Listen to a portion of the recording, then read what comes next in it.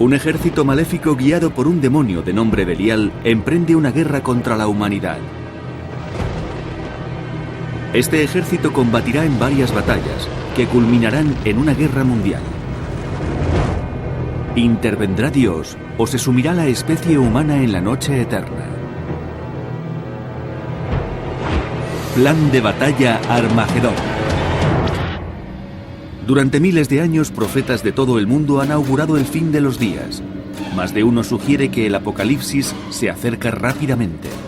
A esta convergencia teórica de profecías sobre el día del juicio final con los acontecimientos actuales, nosotros la llamamos el efecto Nostradamus.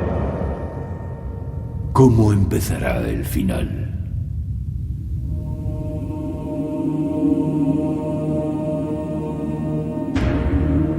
...1947, desierto de Judea. En una escarpadura que se alza cerca del Mar Muerto, un pastor nómada descubre una caverna donde halla un manuscrito. Contiene crípticas referencias como Ejército de Belial o Rey de Kitim.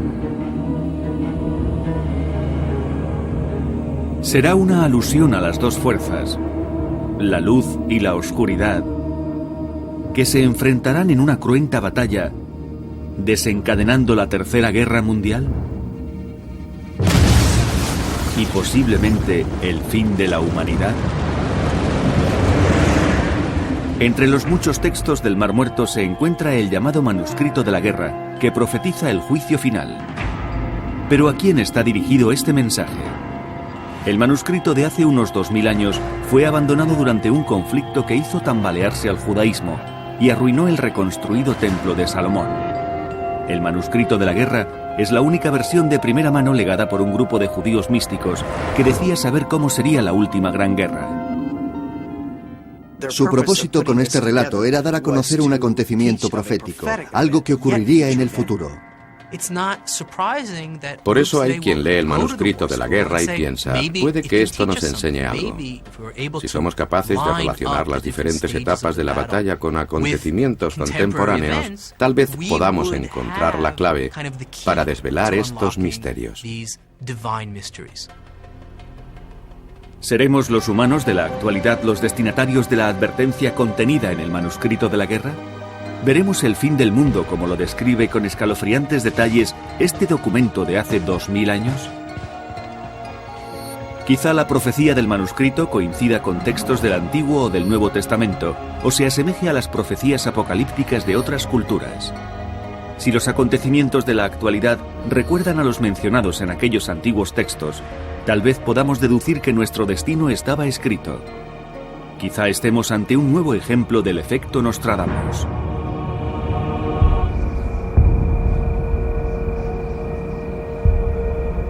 Para investigar la posible relación del manuscrito de la guerra con los acontecimientos de la actualidad, hay que remontarse a los orígenes de los textos del Mar Muerto y preguntarse por su hallazgo en el desierto de Judea.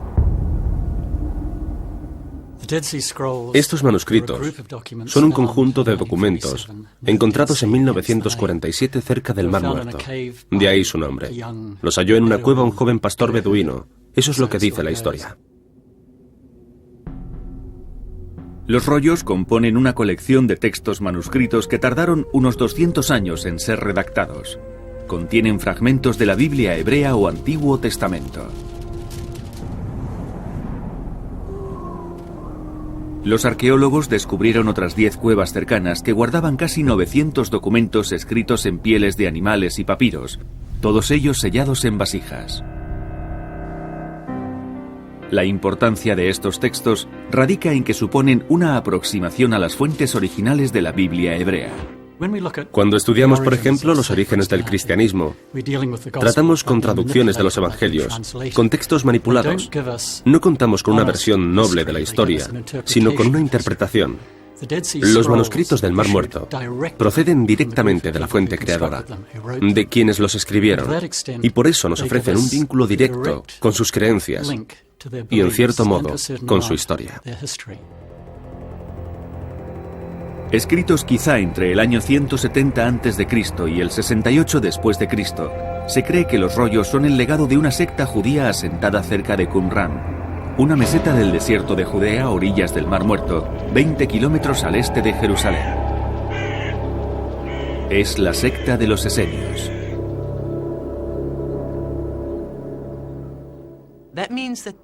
Eso significa que vivieron en la época en que se estaban formando tanto el judaísmo rabínico como la comunidad que rodeaba a Jesús, la cual acabó fundando la Iglesia Católica. En este aspecto es un hallazgo extraordinario. Tenemos textos manuscritos auténticos de una comunidad que vivió en aquel tiempo. Por tanto, según algunos expertos, la autoría de los textos corresponde a los esenios, pero ¿quiénes eran? Se trataba de un grupo judío separatista que evitaba mezclarse con el resto de la sociedad para mantener su pureza religiosa.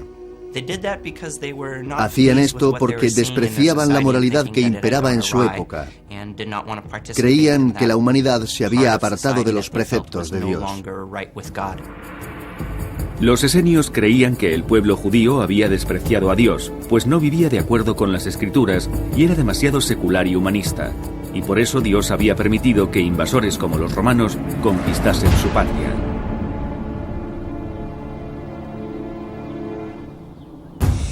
Los esenios estaban dirigidos por un líder, al que llamaban Maestro de Rectitud. Se supone que era el guía espiritual del grupo.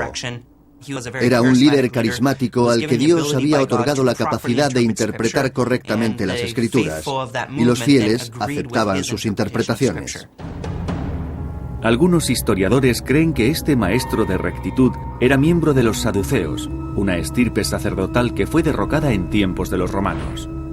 Se especula con que los esenios quizá consideraran a los saduceos como los verdaderos sacerdotes del Sagrado Templo de Jerusalén. Aunque parece que los esenios llevaban una vida tranquila, hay quienes les atribuyen un culto por lo apocalíptico.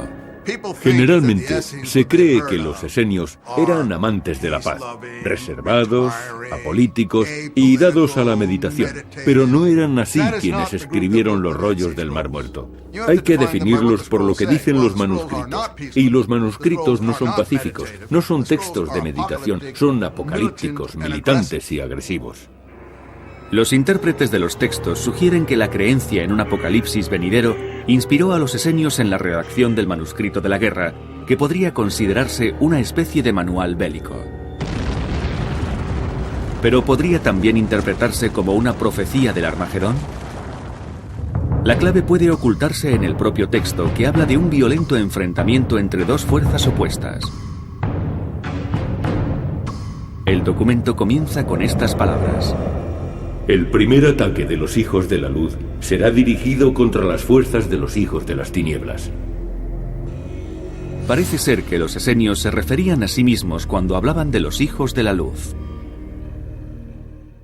Se llamaban a sí mismos la comunidad del pacto renovado. Los hijos de la luz serían todos aquellos que respetasen y aplicasen la sabiduría de las Escrituras. También hay quienes encuentran paralelismos entre los esenios y ciertos devotos de la fe judía de nuestros días.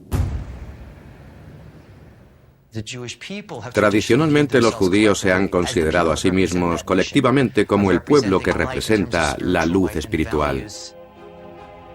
Pero el manuscrito también habla de un bando siniestro, los hijos de las tinieblas, que combatirán contra los hijos de la luz.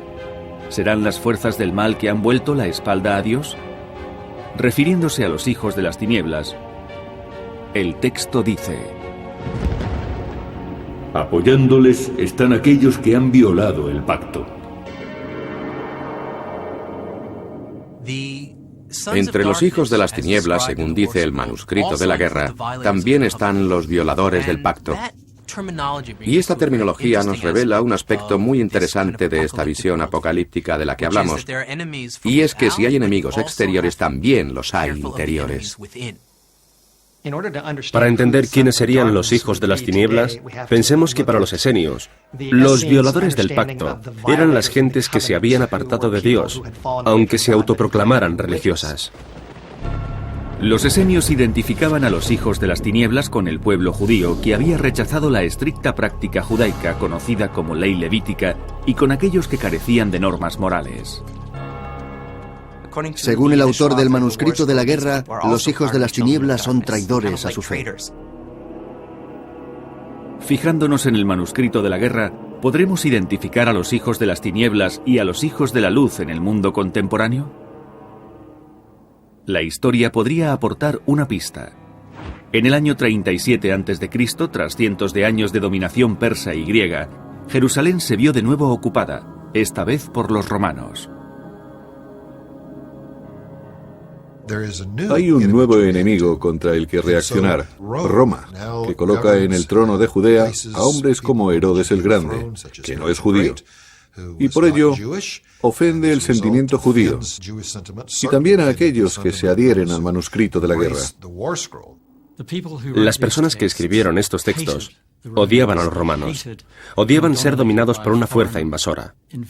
Los romanos eran para ellos mandatarios paganos que incluso exigían sacrificios en honor del emperador en el templo judío. También exigían el pago de tributo a Roma. Tenían además otras muchas prácticas que los judíos, fieles a su ley, consideraban sucias e inmorales.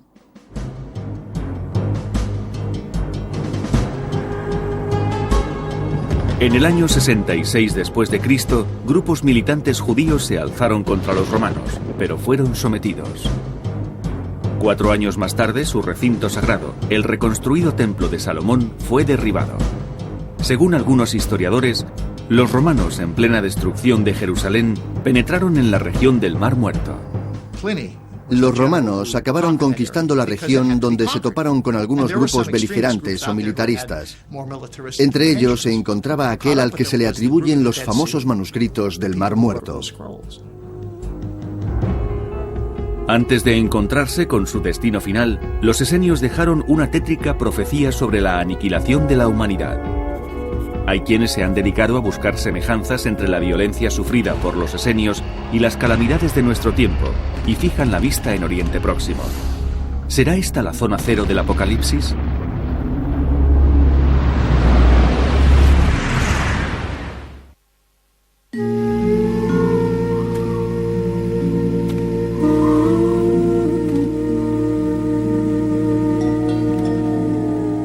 Los manuscritos del Mar Muerto constituyen uno de los hallazgos arqueológicos más importantes del siglo XX. En uno de esos antiguos textos se profetiza una última batalla entre el bien y el mal, entre la luz y las tinieblas. Es el manuscrito de la guerra. ¿Podría tratarse de un augurio de la Tercera Guerra Mundial? Lo que recoge el manuscrito es la realidad que ellos esperaban. Si creemos en el texto, dada su relación con el Antiguo Testamento, entonces quizá también debamos creer que se cumplirá. Según ciertos expertos, estos rollos, 900 en total, describen la época de violencia que los esenios vivieron bajo la dominación romana. Los historiadores señalan que las legiones romanas solían actuar motivadas por su propia codicia y por la de sus gobernantes en Roma. La codicia es hoy también el motor de infinidad de actos. El poderoso desea dinero. La razón última de conseguir dinero es acceder al poder. Poder y dinero van siempre de la mano, y junto a ellos los hijos de las tinieblas. Del manuscrito de la guerra se deduce que sus autores, los esenios, repudiaban a los codiciosos y como tales calificaban a los hijos de las tinieblas. Porque son una congregación de malvados. Su fuerza es como el humo que se disipa. Toda criatura codiciosa se marchitará rápidamente como una flor en tiempo de cosecha. El manuscrito de la guerra sugiere que los hijos de las tinieblas, enemigos de la gente de bien, carecen de reglas morales y se guían por la codicia. Según el texto, el líder inmoral y codicioso del ejército del mal tiene un nombre: Belial. Maldito sea Belial por sus pérfidas intenciones, y maldito por su censurable imperio. Y maldito el espíritu de sus huestes por sus malvados propósitos. El manuscrito de la guerra habla de los hijos de las tinieblas, que son aquellos que siguen a una figura celestial, cuyo nombre es Belial, otro de los nombres de Satán. Belial significa diablo. En el cristianismo, el judaísmo y el islam hay varios términos recurrentes, entre ellos Satán y Belial. Belial es una contracción de dos palabras hebreas, Beli y Yaal. Beli-Yaal, que nosotros pronunciamos Belial. Beli significa desperdiciar o agotar algo, es decir, tomarlo, absorberlo, gastarlo, consumirlo. Yaal significa beneficio. ¿Es esta otra relación directa entre la vida de la antigüedad y la vida actual?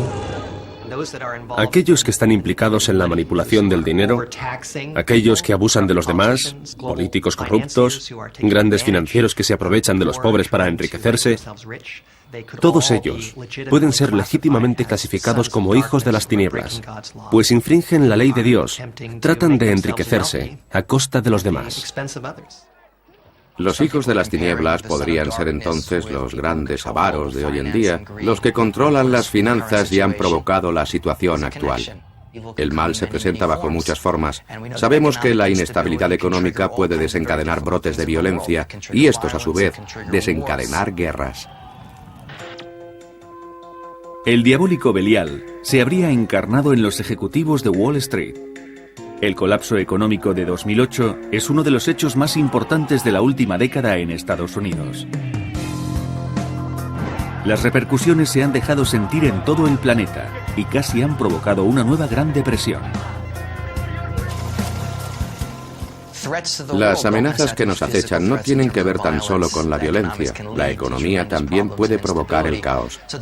Un enemigo del bien muy poderoso, no solo físicamente, sino también económica y políticamente, podría ceñirse al concepto de hijos de las tinieblas y representaría algo terrible no solo para el pueblo judío, sino para el mundo entero. Si admitimos esta teoría, ¿deberíamos suponer en consecuencia una aniquilación de nuestro mundo debido a una catástrofe financiera? Aniquilación. Cuando escuchamos esta palabra, nos viene a la mente una gigantesca nube de humo en forma de hongo. Pero esa solo es una forma de aniquilar una nación. Golpeando su economía también la aniquilas.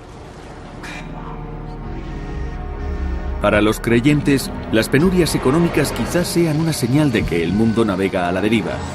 Y puede que adviertan semejanzas entre el manuscrito de la guerra y un texto de la Biblia, el Apocalipsis.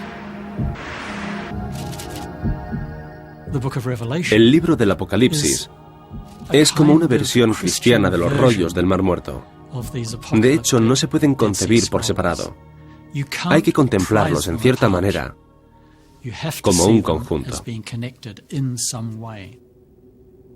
Cuando uno lee el Apocalipsis se encuentra con los mismos personajes, las mismas plagas y los mismos acontecimientos que en el manuscrito de la guerra. Ambos citan los mismos detalles. Hay un conflicto cósmico entre el bien y el mal, entre Dios y el diablo. Y en la batalla de Armagedón interviene Dios mismo. Él aplasta el mal y después surgen un nuevo cielo y una nueva tierra donde se impone el bien y el amor. Todos estos elementos coinciden en el manuscrito de la guerra y el libro del Apocalipsis.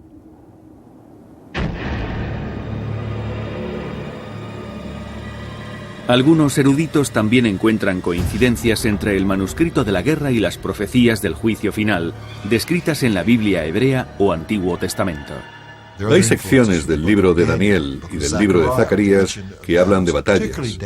En concreto, en el libro de Daniel se dice que en los últimos días el arcángel Miguel se unirá a Israel y combatirá a sus enemigos. Esta misma idea se repite en el manuscrito de la guerra, donde se cuenta que los ángeles combatirán en una batalla celestial unidos a los hijos de la luz. Algunos dudan de la conexión entre tales textos. No hay relación directa entre el Armagedón y el manuscrito de la guerra. Simplemente ambos son fruto de una época de opresión religiosa.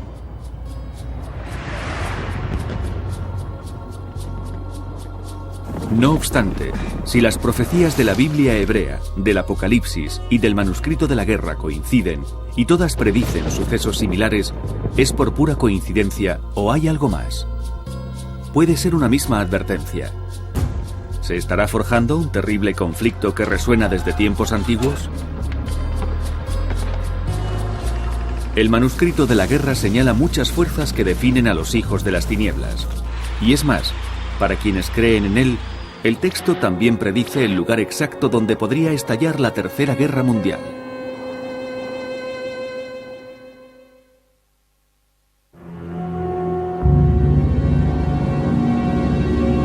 El manuscrito de la guerra. Un relato estremecedor sobre fuerzas que se enfrentan por el control del mundo. Quizá un esbozo de Armagedón, una guerra del siglo XXI que pondrá fin a todas las guerras. Pero ¿puede un documento de hace 2000 años, escrito por fieles de una antigua secta, predecir el fin del mundo en nuestro tiempo?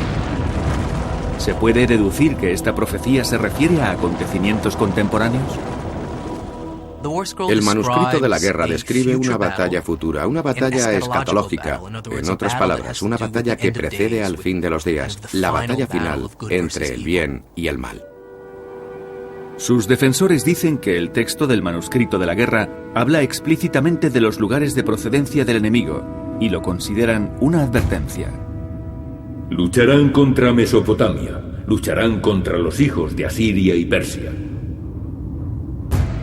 Estas tierras están hoy habitadas por gentes entre las cuales muchos son hostiles a las creencias religiosas de los antiguos esenios y de sus homólogos actuales, y los conflictos religiosos siguen presentes en toda la región. Mesopotamia es un término general que se usa para referirse a la región que hoy queda al este de Jerusalén. La compondrían los países situados al este de Israel. Por supuesto, Asiria es Irak y Persia es el actual Irán. Como sabemos, esos países han estado y están implicados en acontecimientos de relevancia en la historia del mundo moderno.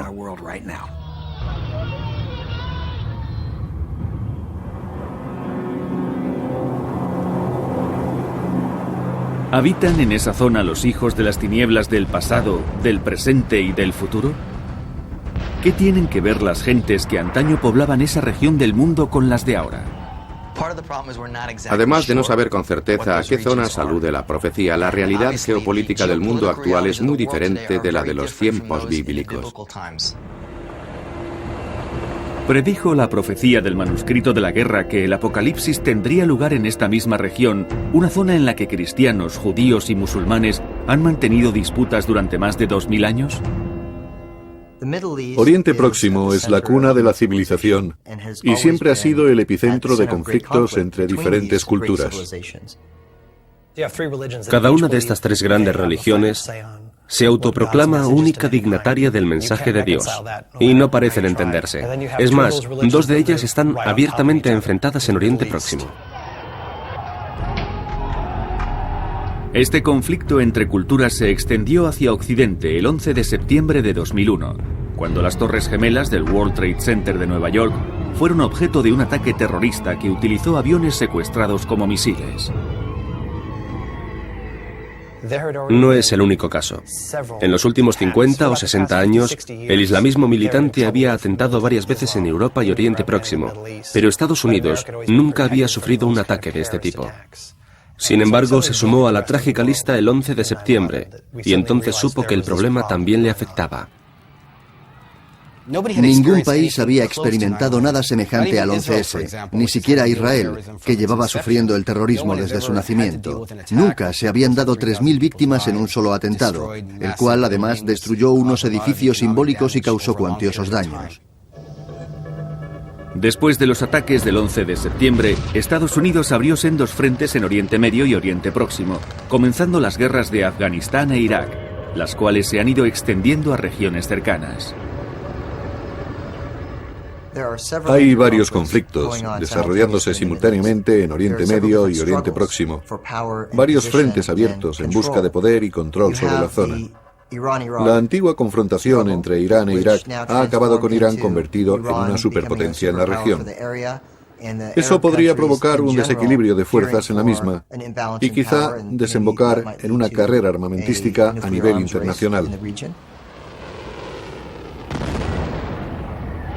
Irán, asentado sobre la antigua Persia del manuscrito de la guerra, ha sido el epicentro de numerosos conflictos en el Golfo Pérsico. Tiene un gobierno ultraconservador y activamente hostil hacia el Estado de Israel. Irán desempeña hoy un papel muy significativo en Oriente Próximo y la perspectiva de que pudiera desarrollar armas nucleares pone a otros países árabes en una situación comprometida. Quienes creen en la profecía sugieren que no es una mera coincidencia que los territorios mencionados en el manuscrito de la guerra, Asiria, Persia y más ampliamente Mesopotamia, sean hoy centro de conflictos. Los mismos devotos de la profecía que deducen tales coincidencias también ven signos evidentes de que Satán ronda por el tumultuoso Oriente Próximo. Durante toda la historia, se ha dado el eterno enfrentamiento entre los que intentan ocupar, conquistar y controlar y los que tratan de defender su independencia. Y parece claro que ese conflicto perdura. Para otros, el conflicto religioso, en particular en Tierra Santa, es un aspecto desalentador pero típico de la condición humana.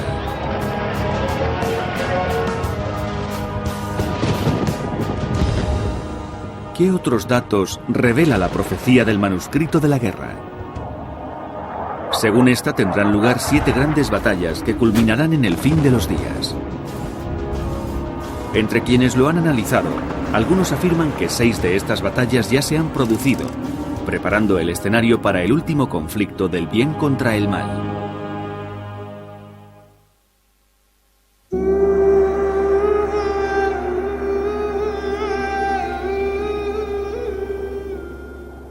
Los manuscritos del Mar Muerto son los únicos textos conocidos de la antigua biblioteca de una apocalíptica secta judía, los esenios. Uno en particular, el manuscrito de la guerra, es considerado por los expertos como una versión de Armagedón. Algunos creen incluso que su mensaje puede relacionarse con acontecimientos actuales. Este manuscrito forma parte de una perspectiva más amplia sobre el Apocalipsis, dentro de la visión de los antiguos judíos sobre el desarrollo de la historia, y en la que se apoya el cristianismo. La clave es la cronología. Los esenios parecían convencidos de que vivirían para el Apocalipsis. Pero la creencia judía comúnmente aceptada hablaba de un periodo de 6000 años entre Adán, el primer hombre, y el advenimiento de un Mesías y el Armagedón.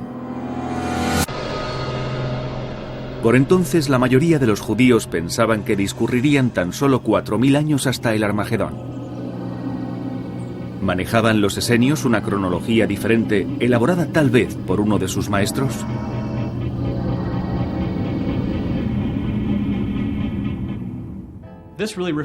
El maestro de rectitud conocía los misterios de la palabra de los profetas. Dicho de otro modo, era capaz de interpretar las Escrituras y deducir, por tanto, cómo se cumplirían las antiguas profecías, en qué tiempo y lugar. Según el manuscrito, los esenios creían que la guerra final propiciaría el retorno de todas las tribus judías a Tierra Santa. Los hijos de Leví, los hijos de Judá y los hijos de Benjamín lucharán contra todas sus tropas cuando los exiliados de los hijos de la luz vuelvan del páramo de las naciones para acampar en el territorio de Israel. En este aspecto, el manuscrito de la guerra y los textos bíblicos más ampliamente aceptados están en sincronía. La Biblia dice muy claramente que en el fin de los días se reunirán las tribus de Israel y que sus enemigos se unirán a su vez contra ellos. En el siglo I a.C. no había 12 tribus de Israel dispersas por las tierras de Judea. Solo pervivían las 3 consideradas como los hijos de la luz, es decir, las de Leví, Judá y Benjamín. Si el manuscrito de la guerra está en lo cierto, su predicción referente al retorno del pueblo judío a Israel está en la misma línea que los textos apocalípticos de la Biblia. Los creyentes señalan 2 acontecimientos del siglo XX que verifican la profecía del retorno del pueblo judío. En 1917, Gran Bretaña tomó el control de Palestina. En la Declaración Balfour, invitó a los judíos de todo el mundo a que volviesen a Israel. Para muchos fundamentalistas cristianos, esto marcó el comienzo de los últimos días o del juicio final, según la Biblia.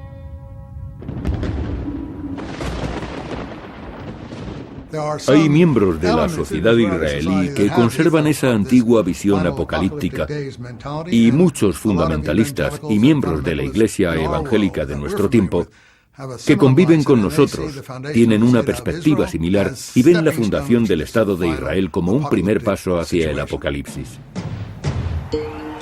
El 14 de mayo de 1948 quedó establecido el Estado de Israel, pero sus vecinos árabes no lo reconocieron. Egipto, Siria, Jordania, Líbano e Irak, todos al unísono, atacaron al día siguiente, empezando una sangrienta guerra que se prolongaría durante un año y sería la primera entre otras. Los árabes consideraron que la creación de un Estado judío era injusta y que éste no debería existir en la región. Y emprendieron la guerra para tratar de evitarlo, para estrangularlo desde su nacimiento. Pero Israel se impuso.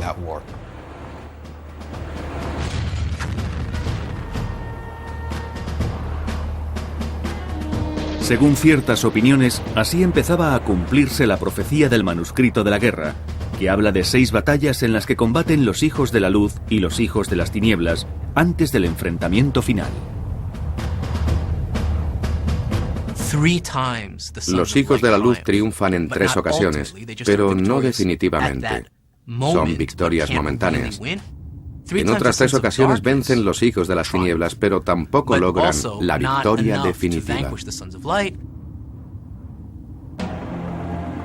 La guerra árabe-israelí de 1948 podría haber sido la primera de esas batallas. Los que creen en esta teoría indican que en el manuscrito de la guerra se predicen otras 4 guerras entre árabes e israelíes. Pero ¿y los antiguos esenios? Según parece, la antigua secta consideró su propia desaparición como la primera batalla entre la luz y las tinieblas. Está claro que quienes escribieron los rollos suponían que aquellos hechos podían cumplirse en un futuro próximo, pues eran perseguidos por los romanos. Los escépticos de la profecía sugieren que los esenios sencillamente predecían su propia caída y no la de futuras generaciones. Estos grupos apocalípticos instigaron a la rebelión contra Roma durante el siglo I después de Cristo. Y efectivamente, se inició una guerra terrible contra el imperio en el año 66. Los grupos apocalípticos, y entre ellos los esenios, fueron completamente aplastados. Los que no murieron huyeron a Egipto, donde fueron capturados y torturados hasta la muerte. Otros fueron llevados por los romanos a los circos de la costa de Palestina o incluso de Roma, donde murieron. Fueron completamente exterminados. Si aceptamos que 6 de las 7 batallas mencionadas en el manuscrito de la guerra quizá hayan ocurrido ya, ¿cuándo y contra quién podría tener lugar la batalla final?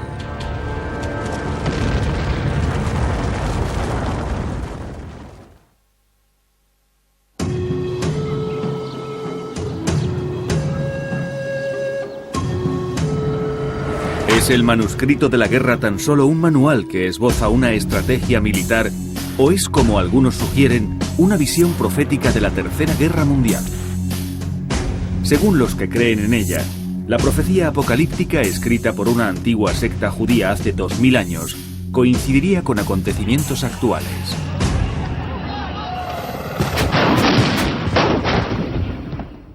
El supuesto final resultaría algo muy doloroso y nadie puede estar seguro de quiénes vivirían para verlo. La experiencia sería espeluznante. Curiosamente, podemos afirmar que los motivos que llevaron a aquellos hombres a escribir el manuscrito de la guerra son muy similares a los motivos de quienes hoy piensan que la batalla de Armagedón será inminente en Oriente Próximo. Y eso debe considerarse peligroso, porque nuestro sistema de creencias afecta a nuestro comportamiento. Y si creemos que algo es verdad, que algo va a ocurrir, hay posibilidades de que hagamos que de una u otra manera ocurra. Los autores del manuscrito de la guerra, los esenios, creían que en el futuro estallaría una guerra en la que los inmorales y quienes habían dado la espalda a Dios serían guiados por el demonio Belial. Algunas interpretaciones del mismo manuscrito señalan que los hijos de la luz y los hijos de las tinieblas no han dejado de combatir desde la época de Jesucristo. Pero algunos expertos se preguntan si se debe conceder relevancia al manuscrito. El propio texto es en sí mismo muy abierto. Tenemos unas personas que se consideran a sí mismas el lado correcto y que a su vez consideran a otras como enemigas de lo correcto. Lo que trato de decir es que cuando alguien interpreta el manuscrito de la guerra relacionándolo con la actualidad, habla en función de su propia ideología, aplicada a las palabras del manuscrito. Los que quieren atribuir literalidad al texto consideran a los actuales israelíes como los descendientes directos de los hijos de la luz, y señalan pasajes como este. En nombre del Dios de Israel ha sido invocada una espada contra todas las naciones, y él la empleará con dureza por los hombres santos de su pueblo. El pueblo judío se ha considerado siempre a sí mismo como el elegido para la salvación del mundo, el encargado de librarlo del mal y devolverlo al estado espiritual anterior a su corrupción, es decir, al paraíso terrenal. Al igual que los esenios, algunos practicantes actuales de la fe judaica interpretan la Biblia hebrea y sus leyes como divinas o transmitidas por Dios, especialmente en lo referente a la profecía sobre la llegada del Mesías. Afirman que tanto esta Biblia como la profecía del manuscrito de la guerra señalan el establecimiento del Estado de Israel como un primer signo del final de los tiempos. Pero además existe otra a la que conceden relevancia. En Israel existe actualmente una pequeña comunidad que está imbuida en un cierto fervor mesiánico y quiere restablecer el tercer templo, creyendo que eso es un paso en el proceso hacia la llegada del Mesías y el fin de los tiempos. Se trata de una cuestión polémica, pues en estos momentos, en su supuesto emplazamiento, hay una mezquita musulmana, lo cual complica las cosas. Hace 2500 años el templo de Salomón se alzaba sobre el lugar más sagrado de todo el judaísmo, el monte del templo en Jerusalén.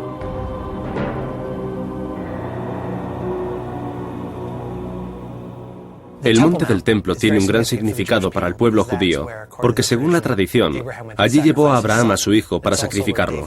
Allí también construiría David el primer templo en el cual se guardaba el Arca de la Alianza, único lugar donde el Espíritu de Dios reside sobre la tierra. Así pues, no habría un lugar más sagrado para los judíos que el monte del templo. Para los musulmanes, el monte del templo también es sagrado. Conocido por ellos como el noble santuario, es el tercer lugar más venerado del Islam. Según el Corán, el profeta Mahoma viajó a Jerusalén en el siglo VII después de Cristo y ascendió al cielo desde dicho monte. En ese lugar se encuentra hoy la mezquita de Al-Aqsa, así como la cúpula de la roca terminada el año 691 después de Cristo. Sin duda convergen allí multitud de intereses religiosos. Aunque el monte del templo está en territorio de Israel, este Estado ha cedido la autoridad legal sobre el lugar a los dignatarios religiosos musulmanes. Pero la posibilidad técnicamente está ahí. Israel podría decir en algún momento, queremos construir un templo. Dicha posibilidad es la que complica las cosas, pues hay muchos grupos presionando en uno y en otro sentido. Pero eso no es todo. Algunos fundamentalistas cristianos creen que la reconstrucción del templo de Salomón adelantaría el regreso de Jesús, y también ellos presionan a favor de la construcción. Algunos miembros de la comunidad evangélica de Estados Unidos apoyan esa idea, coincidiendo en todo con el grupo judío mesiánico, excepto en lo que se refiere a la identidad del Mesías. Pero no es fácil que esto se produzca, porque en mi opinión, el significado de la palabra yihad se haría evidente si Israel intentara destruir los edificios del monte del templo. El mundo musulmán se levantaría en armas si la cúpula de la roca y la mezquita de Al-Aqsa fuesen destruidas para levantar un templo judío. Sería el Armagedón.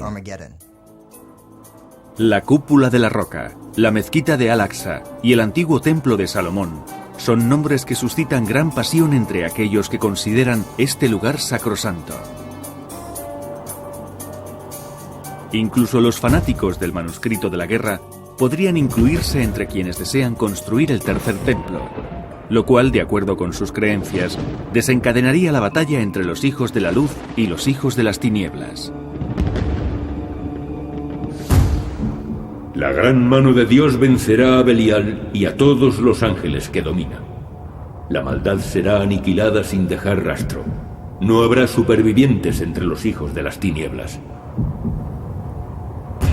Los que han estudiado el manuscrito de la guerra afirman que hay cierta lógica en la posibilidad de que esta y otras profecías apocalípticas puedan coincidir. Alegan que Oriente Próximo sigue siendo una encrucijada de civilizaciones y el campo de batalla de Armagedón.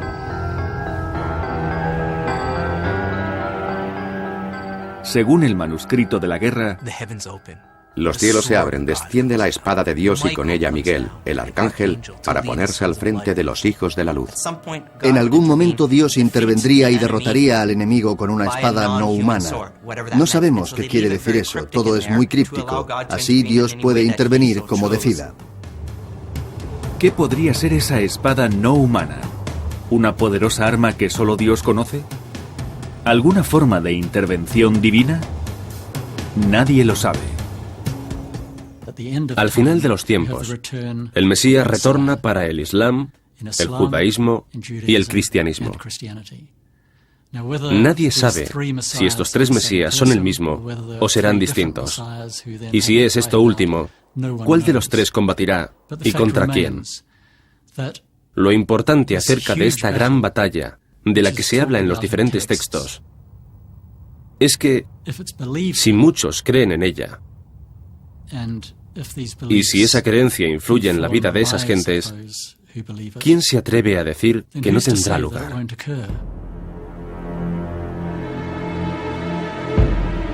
Por ahora, ignoramos si el futuro está escrito.